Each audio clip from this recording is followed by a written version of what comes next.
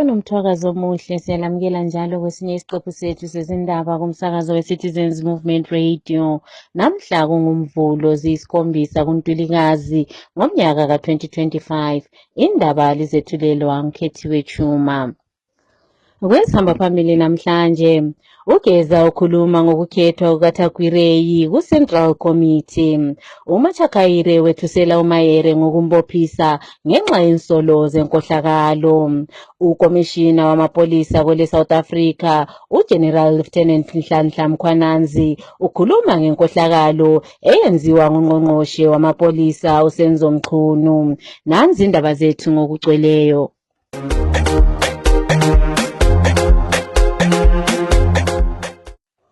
Usomlomo wabalwela inkululeko Comrade duPlessis Bombshell Geza ubesemsakazweni izolo kuba aphawule ngezehlakalo ezenzeka kuviki ephelileyo kubandla leZANU-PF okwayangisa kakhulu lapho lo okhohlakeleyo usomabhizinisi uKudakwashe Thakwireyi wakhitshwa emhlanganweni we-Central Committee ngoLwesine. Uye waqinisekisa njalo ukuba umnumzana uMnangagwa kumele aphume, wengezelela ngokuthi kwezokuvikela kumele kusetshenzwe kakhulu ukuze kubonakale ukuba uMnangagwa uyasuka e-ofisini. Ake simzweni ekhuluma. This is Blessed Lunes Geza, Comrade Bombshell. Comrades and friends, I'm sure I all followed the developments in ZANU-PF last week. Thakwireyi was blocked from Central Committee. He thought his ill-gotten money would buy him anything. But thanks to Comrade General Chiwenga for showing us the way that you cannot use the money you stole from the people to buy everyone. And to the security team, thank you, Comrade Love Moma Tuke, for leading the call to take this Chigananda faction leader out of the meeting. For the past months, we have been exposing how these Ganandas were stealing money. They are still roaming free, but the chickens are coming home to roost. Did you hear Emerson, the godfather of Gananda, shouting the Pazine Gananda slogan?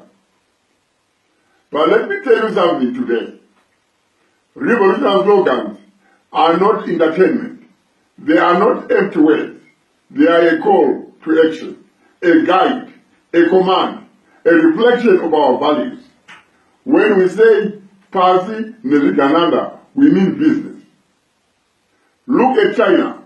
Their slogans: save the people, common prosperity, the Chinese dream, drive a nation forward. They remind their people of the mission, and they move as one towards progress, towards dignity.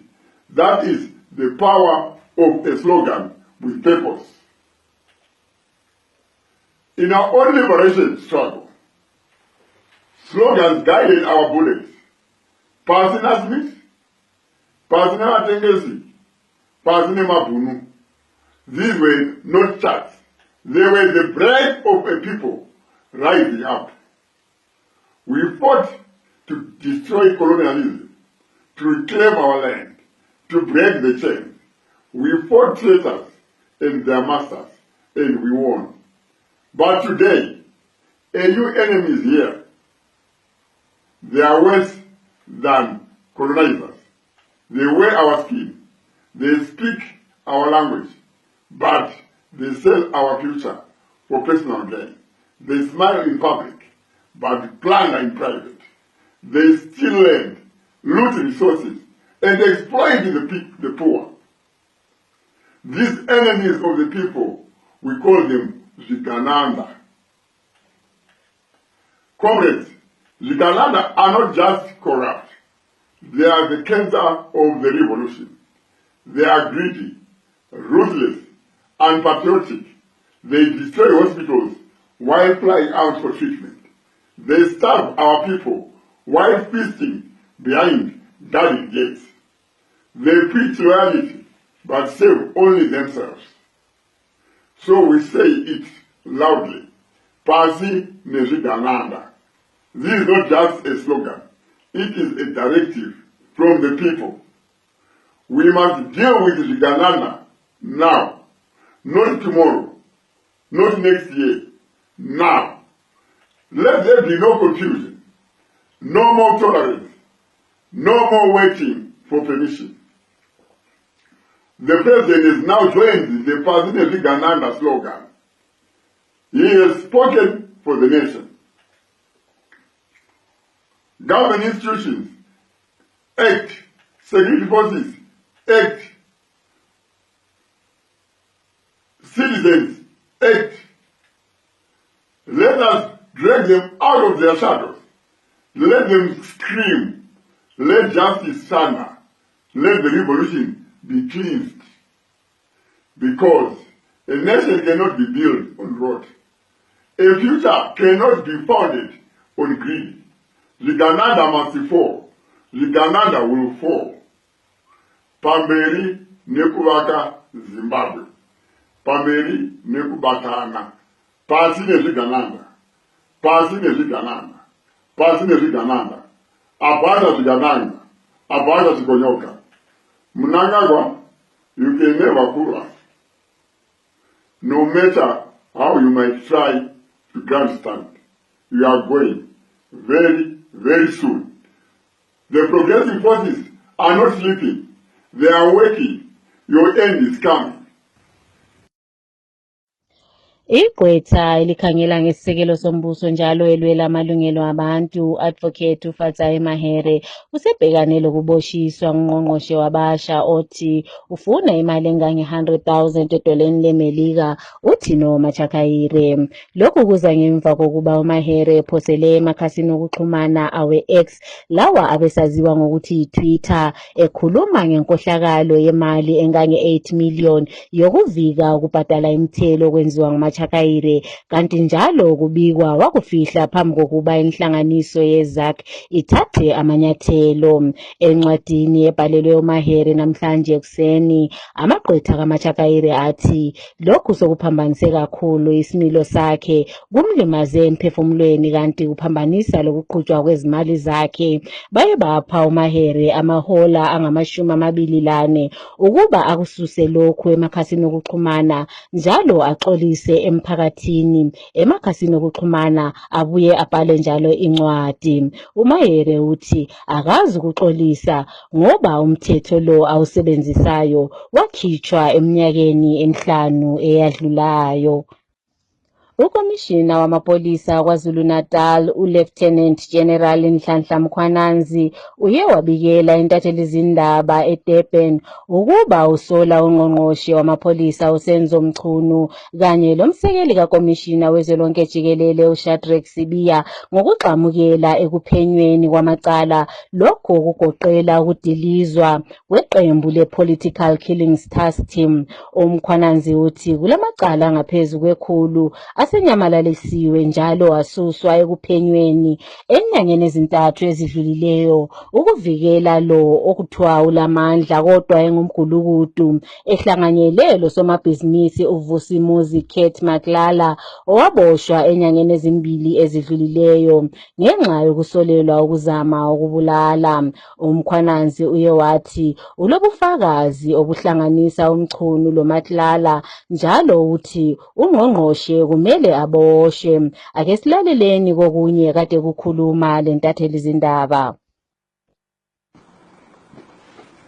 The evidence has been found in the cell phone of Mr. Vusimuzi, also known as Cat Matlala, which shows the communication between Mr. Bram Mokhotsi and the Minister of Police, Mr. Senzo Mchunu. As I said, this was the beginning of the closure of the political task team. I'll try to outline some sequence of events. I had said the team left for Gauteng to go and assist organized crime in Gauteng. There was a shooting incident that had occurred in April 2024, where Mr. Swart, a QTech employee, was fatally shot while entering the company premises. QTech has been a long-standing service provider to Transnet. Shortly after the incident, 3 suspects, including a warrant officer, a South African Police Service warrant officer, a detective Tau Pule, were arrested in Johannesburg. During the arrest, weapons that were used in this murder, which was an AK-47 and a pistol, along with cell phones, were confiscated. I must applaud the team in Gauteng who had effected this arrest before the arrival of the team in KZN. It is the challenges that this investigating team of Gauteng encountered that led into the invitation to the KwaZulu-Natal police to go and assist. The KwaZulu-Natal Political Killings Task Team arrival, they took these weapons and they went and tested them.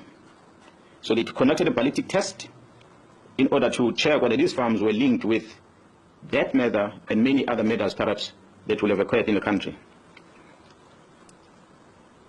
Maybe let me pause on that one and come back into what had happened prior to us receiving the results from the task team, ballistic test result. On the 6th of December 2024, the task team visited the premises of the two of the high-profile syndicate, of which one, Mr. Katiso Molefe, was arrested for the murder of Mr. Swart of QTech. During that arrest, an unusual activities were observed whilst the team were busy with the operation. These activities included a dispatching of members of the South African Police Service under the command of a senior manager at the head office to go and interrupt the operation that was unfolding. Fortunately, when they arrived there, the members realized that it is indeed the police operation, so they allowed the members to carry out their operation without disturbance. On the 30th December 2024, the ballistic expert issued a ballistic report which linked these firearms not only with the murder of Mr. Swart, but these firearms were linked with a number of high-profile cases. And these cases include very high-profile South African artists that were murdered in Gauteng, which occurred dating back as far as 2021. I'm not going to mention them, but we have them on record. On the 31st of December 2024, the Minister of Police, Mr. Senzo Mchunu, issues a letter to disband the Political Killings Task Team and to suspend the filling of vacancies within crime intelligence. In January, February, and April this year, the Deputy National Commissioner Crime Detection, Lieutenant General Sibiya, issued written instructions withdrawing all these cases from the task team to his office. On the 14th of May this year, 2025, the task team arrested Vusi Muzi, who is also known as Cat Matlala, for an attempted murder ×3. I must highlight that this Mr. Vusi Muzi Cat Matlala is an individual who was awarded a police contract of over 360 million rand in 2024. An analysis was conducted on electronic communication of this arrested person. This analysis reveals communication between the arrested Vusi Muzi at Cat Matlala, Mr. Brown Mokhotsi, an associate of the Minister of Police, as well as the Minister of Police, Senzo Mchunu. On the 1st of January, the letter is issued on the 31st. On the 1st of January, 2025, Mr. Brown Mokhotsi sends a WhatsApp to Vusi Muzi Cat Matlala, and it reads as follows, I quote, "I have arranged a meeting for Sibiya and the minister. They must have a solution." And it follows another message. "The task team that came to your house and harassed you have been dissolved. They got the letter on Monday. As we speak, they are bringing all docket to Sibiya." Ngokusenjalo ibandla lemkhonto wesizwe iMK kanye le-Economic Freedom Fighters EFF sebencome kakhulu uMkhwananzi ngesibindi sakhe, babuye bathi uMchunu akaboshwe masinya akhishwe lesikhundleni sakhe. Kusenjalo umongameli uCyril Ramaphosa uthi lezi nsolo ziza kuphambanisa ukuvikeleka elizweni njalo ziyakhathaza, wasethembisa ukuba uza kuthatha inyathelo ngalolu daba. uMchunu uye walahla lezi nsolo lapho athe akulabufakazi. uSibiya yena uyaphika ukuba uyahlanganyela endabeni lezi. Usole uMkhwananzi ngokwenza insolo ezingelabufakazi. Namhlanje ekuseni uMkhwananzi uye wadlulela phambili ngokuvula amacala evulela uMchunu lapho athe akusela kuthembeka okukhona kanti njalo kuza kuba khona okuzahlanganelwa yi-National Prosecuting Authorities lezinye ingatsha. Kusenjalo kudaba olufanayo izizalwane zaseZimbabwe sezincome kakhulu uMkhwananzi ngokulwisana lenkohlakalo. Zamemezela njalo ukuba ukomishina wamapholisa aseZimbabwe uStephen Matanga alingise kuMkhwananzi. Abanye bathi ukusebenza kukaMkhwananzi lokhu sekuza kuvula amehlo ukuba kungani kungakaphenyisiswa ngenkohlakalo eyenzakala kuZEC okuhlanganisela uWicknell Chivayo le mali engange 800 million rands. Lokuthi kungani lo ohlaziya ngezepolitiki njalo elwela amalungelo abantu uNyoka Emabhunu elokhe evalelwe elizweni laseSouth Africa encitshwa isibambiso. Ake sizweni abanye babo bekhuluma. Hello Zimbabwe, hello citizens, Tony Shaw here. Well, concerning the development in South Africa, what General Mkhwananzi has done, that's quite an encouraging development. And we hope and pray that our own police in Zimbabwe could do the same thing. But we are seeing that it's quite very contrary, whereby we see people stealing from government coffers willy-nilly through unexplainable tenders that they are just awarded without the proper channels. And we see this 800 million that was just stolen, that's it, money that was just stolen by Wicknell Chivayo. But these things, they just happening and nobody is responsible for that. Nobody's bringing them to book. Nobody's putting them into check. So we just desire that we have a police like that man. He has done quite a very good thing, and it is quite commendable. It is commendable even to our own police. If they could do that, then we are going to establish a better Zimbabwe, and we really are going to go places, and a lot of money is going to be saved from corruption, from those guys who are stealing the money. It's going to be saved. Yeah, so that is my contribution, that is my submission, and I do hope that they take notes and something is going to be done concerning all the money that is being lost to thieves. Thank you. Usomlomo webandla leZANU-PF uChris Mchwangwa uthi usomabhizinisi uKhudata Kwireyi kumele aqale ayefunda esikolo seHerbert Chitepo School of Ideology phambi kokuba amukelwe ebandleni leZANU-PF njalo lakukomiti ebalulekileyo eCentral Committee. Inkulumo kaMchwangwa iza ngemva kokuba uThakwireyi ezame ukuzingenisa ngokungekho emthethweni emhlanganweni wabo weCentral Committee owenziwe kuviki ephelileyo lapho akhitshwa khona ngaphansi kokulayeza kukamsekeli kamongameli welizwe uConstantino Chiwenga. uMchwangwa uye wangezelela ukuba uThakwireyi kumele aqalelele phansi ukuze asebenzele indlela yakhe yokuya phezulu phambi kokuba angene kuCentral Committee. Sokulokukhala ukuvela emphakathini ngemva kokuba uMnangagwa ememezele ukuba uSydney Gatha uliqhawe lesizwe. Izakhamizi zithi umoya uGatha obhubhe kuviki ephelileyo ubekhohlakele kakhulu, kanti njalo isimo sesizwe sokuswelakala kukagetsi lapho sokuphambanise ukuqhutshwa kwamabhizinisi lezinhlelo zasekhaya kungenxa yakhe. Izakhamizi zithi umnumzana uMnangagwa usethethe indawo yokungcwabela amaqhawe esizwe wayenza eyakhe lapho angcwaba khona abakhe abantu, yiloba kulobufakazi bokuba abazange baphatheka empini yokulela ukukhulula ilizwe. Ake sizweni omunye wezakhamizi ekhuluma. Masikira sei vana veZimbabwe, masikira sei tichisangana zvakare panguva ino yenhau tichikurukura neveCitizens Movement Radio. Nyaya iyi kuiona kwatinoita isusu sevagari vemuZimbabwe tinongoona kuti vagata munhu anga asingakodzere kuti awigwe paNational Heroes Acre haatombokodzere zvikuru, asi chataona hedu ndochokuti changoitwa navaMunangagwa vangoidoma kuti ave national hero kana kuti vavigwe pamarinda eHeroes Acre. Inhau yekuti murume uyu ndechimwe chigananda chaiba mari chiri kuzesa. Murume iyeyuyu afa nhasi ari kunzi national hero. Mumwe zvimwe zvezvigananda zvaiuraya nyika, Magesha achinzi ari kushaika achitwa sei.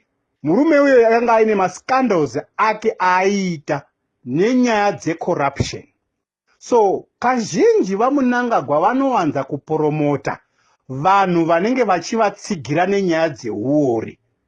Vanhu vanenge vachivatsigira nenyaya dzeuori ndo vanhu vanoiswa navaMunangagwa padhuze navo, ende vanhu ivava havavarasi. Saka izvido zvavaMunangagwa kuti vagata vaiswe national hero, asi it's not about yekuti irrespect yekupuhwa mufi. Zvigananda zviri kuenda zvamunoziva kuti zvigananda hazvirasane. So ndosaka makaona vaMugabe vakaramba kuti kuti ndichiende paHeroes Acre pa nembavha dzakupinda ipapo handigone kuti ndiende ipapo, itondiitai hangu kumusha kwangu kwandinozorora vana vangu vachindiona. Saka izvi zvakangofanana nekuti ushamwari hwavo hwavari kungofevhirana zvavo. Zvakafanana nhasi kunzi Atagwire wafa andonzi national hero, Chivhayo wafa andonzi national hero, nokuti vanhu vari around vaMunangagwa. Saka tinongoonawo zveduwo zvichiitikawo, asi haasi munhu wekuti angakodzere kunzi is a national hero. Kuno manational hero atinoziva asina kutomborara paNational Heroes Acre, nokudawo kwokuti vakanatsakuona kuti haizvichakodzera, hatichingati chingava chinhu chine respect chokunzi panga pawa Heroes Acre pachivigwa mbavha. Saka vanagata kungoendawo just a favor of Munangagwa. Thank you very much. God bless you. Usodolopho waseHarare uJacob Mafume useye wavezwa njalo amanga akhe kuviki ephelileyo phambi kwekomishina elwela amalungelo abantu. Uye waveza ukuba amanzi aseHarare ahlanzekile njalo aphephile ukuthi abantu bawanathe. Amanga akhe ayavezwa isakhamizi njalo oyintatheli zindaba uSharon Powerimi oveze umabonakude lapho kuphuma amanzi angcolileyo empompini emzini wakhe. Ake sizwe okuningi kuvela kuye uSharon esitshela ngalawa amanzi angcolileyo. Harare City Council water is becoming a serious health hazard. It's so dirty, you can't even drink it safely. Our sinks, our tubs and toilets are permanently stained by this filthy water coming out of our taps. It's really heartbreaking and frustrating to see so many cases of cholera and deaths being recorded in the city. Yet we are expected to rely on this contaminated water every day. Abezokuvikela kweleKenya bebevale imigwaqo yonke ebilibhekise kwele Nairobi phambi kokuba kube lempikisho ebihlelwe ilizwe lonke. Idolobho belithule cwaka, izitolo zivaliwe, kubonakala abezokuvikela kuphela. Umbhikisho lo bukhangelelwe namhla obubizwe sabhasabha, kanti njalo ubungokugubha ukulwela ukuba kube lamabandla ashiyeneyo kweleKenya okwaqalwa ngomnyaka ka-1990. Impikisho le ibiqoqwe yiGen Z, iqula labantu abasha labo abathi bafuna kube lokubuswa okungcono, lokuvezwa kokuqhutshwa kwezinto, kanti njalo lokutholakala kokubiswa kwalabo abahlukumeza abantu babhekane lengalo yomthetho ngaphansi kwamapholisa. Baye bathi lezi nhlelo zokubhikisha ziqale kumnyaka ophelileyo njalo ziza kuqhubekela phambili. Ukungezwani phakathi kukamongameli waseMelika uDonald Trump lo-Elon Musk, indoda enothe ukudlula bonke abantu emhlabeni, sokudlulele kwelinye izinga lapho uMusk esevule ibandla lakhe lezepolitiki i-American Party. uMusk loTrump baye bangazwani ngemva kokuba kupasiswe umthetho lo owabizwa ngokuthi Big Beautiful Bill. Lo uMusk athi ususa imali elizweni, kanti njalo uzakwenza abantu babempofu ngamandla. Uye wamemezela ibandla lakhe elitsha lapho athe nxa kusiza ekukhitshweni imali elizweni kanye lokudlaliswa ngezinto ezingelamsebenzi, lokhu kwenziwa ngoba siphila elizweni lebandla elilodwa njalo okungela kukhululeka. uTrump uye waphendula lokhu ngokuthi kuyibuphukuphuku lokhu akwenziwe nguMusk njalo akuyi kusebenza. Ake sizweni lapho ekhuluma. I think it's ridiculous to start a third party. We have a tremendous success with the Republican Party. The Democrats have lost their way, but it's always been a two-party system. And I think starting a third party just adds to confusion. It really seems to have been developed for two parties. Third parties have never worked. So he can have fun with it, but I think it's ridiculous. Ngesikhangele kwezemidlalo, ugatsha lwezemidlalo luye lwamemezela ibhodi entsha e-Sports and Recreational Commission ESR oza kuba ngumgcinisihlalo waleli bhodi ngudokotela uNathaniel Matsivanyika, kuthi amanye amalunga awo azathi uGunyathi Marapara, uHlengiwe Dube, uShingai J Ruhwaya, uGivemore Madzoka, uValentine S Mudenda, uLillian N.S. Chikara kanye loDavid Simba. Ibhodi le ikhangelelwe ukuba iqale umsebenzi mhla ziyisishiyagalombili kuNtulikazi kuze kube ngumnyaka ozayo lapho kuNtulikazi ziyisikhombisa. Iqembu leZimbabwe labomama liye lenza isizwe saziqhenya emidlalweni yokugijima ye-Women's 5000 meters edlalelwe kweleNamibia. uThulange Mudenda uthole imendulo yegolide, uRatitswa Mutefe wathola eyesiliva, kwathi uThelma Murando yena wathola bronze. Kusenjalo uBongeka Mguni yena uye wathola imendulo yesiliva ngemva kokuba enqobe ku-65 kg karate tournament emidlalweni efanayo. Siyawahalalisela amantombazana. Nansi imphumela yemidlalo edlalwe ngempelaviki. iChicken Inn 3 Yata 1, Dynamos 0 Herentals 2, Green Fuel 0 Ngezi Platinum 1, Moss 1 Bikita Minerals 0, Simpapura 1 ZPC Kariba 1, Kwekwe United 0 Highlanders 0, Triangle 1 Till 1, Scotland 0 Caps United 1.